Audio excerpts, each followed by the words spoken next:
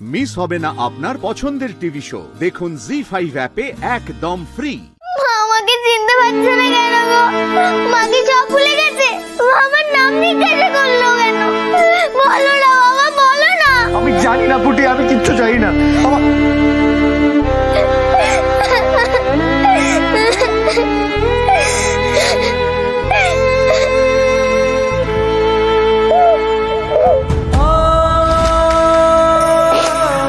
আমি জানি না রে মা, বিশ্বাস কর আমি কিচ্ছু বুঝতে পারছি না, আমি জানি না।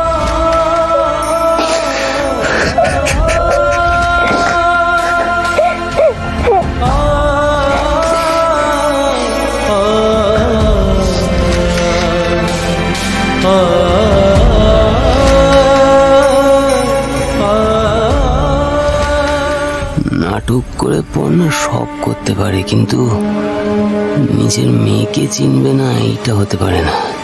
পড়না সত্যি স্মৃতি হারিয়েছে। আচ্ছা, বৌদি ভাইয়ের তো অন্তত রুচিটাকে চেনার কথা, তাই না? আমিও তো সেটাই ভাবছি চয়ন।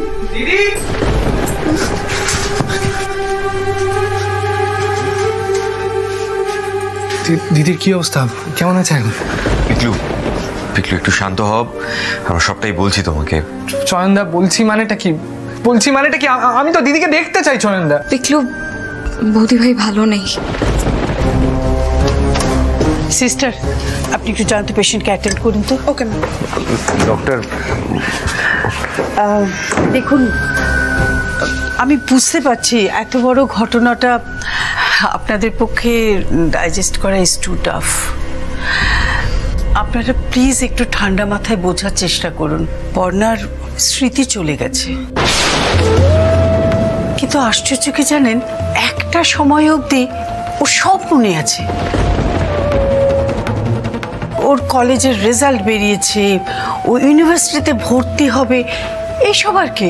এক মিনিট, এবার বুঝতে পেরেছি পর্ণা আমাকে কেন চিনতে পারিনি। পর্ণার সাথে তো আমার ইউনিভার্সিটিতে আলাপ।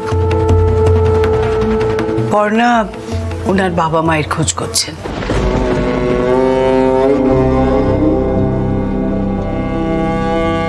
ম্যাডাম, পর্ণা কি আর আমাদের কোনোদিনও চিনতে পারবে না? দেখুন, জোর করে মনে করাতে গেলে কিন্তু বিপদ আছে। বিপদ মানে?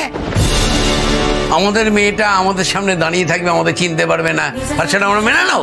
আপনারা একটু বোঝবার চেষ্টা করুন অবস্থাটা। এটা খুব সহজ ব্যাপার নয়।